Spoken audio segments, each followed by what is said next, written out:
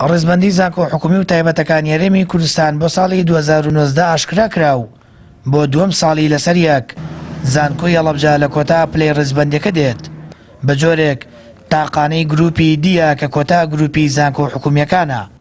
سەرۆکی زانکۆکە ژۆکارەکانی بەرەو پێشنەچوونی زانکۆکە بۆ پەیام دەخاتە ڕوو.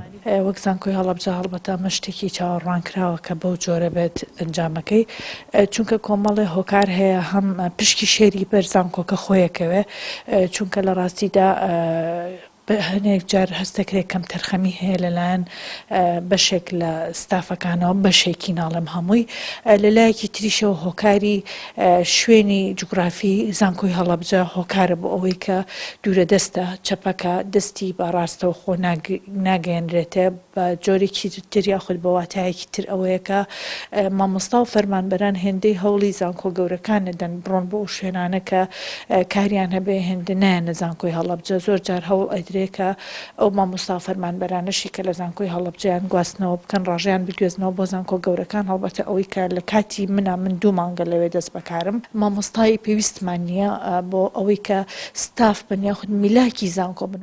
قوتابیانی زانکۆی هەڵەبجە لە خراپی یاسی زانکۆکەیان نیگەرانن و دەزوەردانی حزبی دەسەڵاتدار لە کاروباری زانکۆ بۆ هۆکاری سەرەکی پاشکەوتنی زانکۆکەیان دەبینن.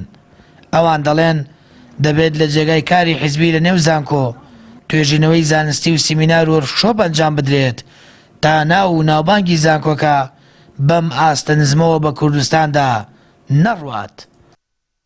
ڕێزبەندی کراوە بۆ زانکۆکان، ڕانکی زانکۆکان تا زانکۆی هەڵەبجە لە پلەیەکی خراپایە.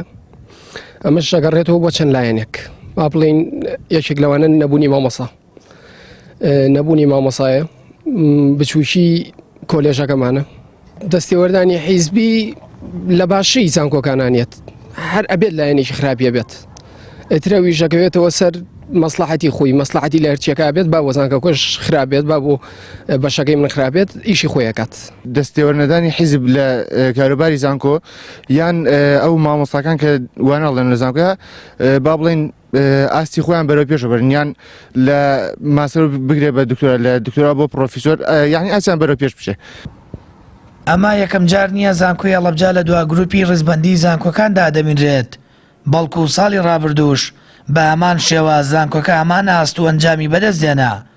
ئەنجامەکانی ساڵی ڕابردوو کاردانەوەی بەرفراوانی قوتابیان و مامۆستایانی زانکۆکە و چین و توێژەکانی هەڵەبجەی بە دوای خۆی داهێنا. لە بەرامبەریشدا ئەنجومەنی زانکۆی هەڵەبجە لە کۆنگرەیەکی ڕۆژنامەنووسیدا ئەنجامەکەیان ڕەت کردەوە و پاساویان بەوە هێنایەوە کە ڕەچاوی بارودۆخیان نەکراوە و چەندین بەڵێنیان بۆ بەرزکردنەوەی ئاسی زانستی زانکۆکەدا.